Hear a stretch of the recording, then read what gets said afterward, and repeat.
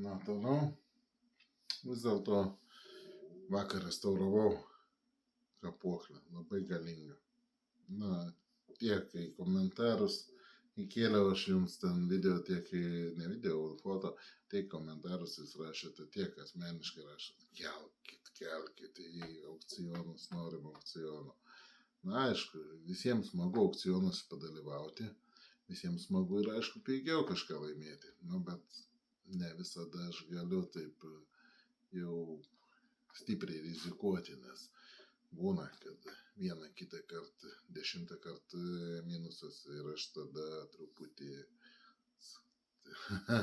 arba tas pradinės kainas labai sukeliu, nes negalim kiekvieną kartą minusą sėdėti, vėliau bankrotas, žmona iš namų išmes, sakys, tu čia atidavinėjai pinigus, neuždirbi nieko.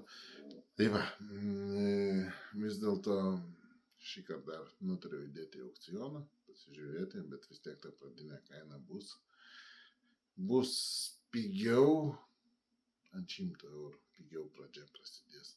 Sakykime, pardavimas mano 280, prasidės nuo 180, kad būtų kur pasispardyti, o kalbame apie šitą monstrą.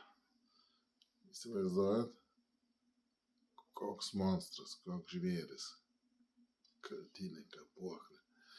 Ji yra atrestauruota, tai yra pašalintos rūdys. Kaip matome, vienpusis nuolydis yra. Šitą pusę va lygu. Iš šitos pusės eina nuolydis. Taip pat čia papildomas nuolydis, galiu sakyti, jau nebe ašmuo tokio dydžio, papildomas nuolydis. Ir dar šėryt. Jau buvo vis tiek ant grinderio šitas nuolydis darytas. 2 kubitroną juostą sudeginau. Įsivaizduoju, 36 greitų pradiniam galandinimui buvo nuolydžio formavimui. Tai visiškai sudegė juostą, kubitroną antras. Tai čia pati aukščiausia kokybė juostų. Šiuo metu, kiek žinau, Lietuvoje. Ir trečias yra, bet jo Lietuvoje aš nežinau, ar yra kur gauti. Aš niekur negavau. Na ir vis dėlto tokią juostą sudeginau, vėliau dar smulkią vieną juostą irgi sudeginau ir dar kitas apgadinau. Tai žodžiu, kietumas bele koks šitos kapuoklės yra. Anglinis kaltas plienas nelūš, neduš, nieks jam neatsitiks, dar ypač senovinis. Ir rankena, va kas tokia rifliuota rankena, atrodo jį gana paprasta, bet be galo ergonomiška. Tai yra, va, pasiėmė, pirštai susidėjo, kad tokį didžiulį svorį kertant neišlėktų kapuoklė. Nes vieną turiu kapuoklę, lygia rankena yra, dar ten abonitas kažkas ar tekstolits, kaip ten vadinasi. Ir tiesiog sušlampa ir palieka labai slidi. O čia ji tvirtai laikosi rankoje.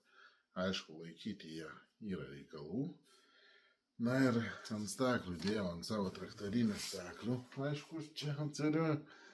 Tai reikėjo biškį persikonfigūruoti, kad galėčiau tokią kapuoklę galasti ir aš ją dar papildomai pagalandau. Tai dabar šitą galingų kaulų kapuoklę dar pjausto ir popierių. Tai matot, tokiam lygiai. Aišku, nereikia nieko norėti, čia yra 26 laipsniai kampas iš vienos pusės, iš kitos ir kaip prašiau, aš tenai yra vienpusis nuolydis, bet galandinimas yra 80/20, trupučiuką iš tos pusės yra irgi atkelta, kad neneštų kertant į vieną pusę, kad jis kirstų tiksliai, tiesiai, gražiai.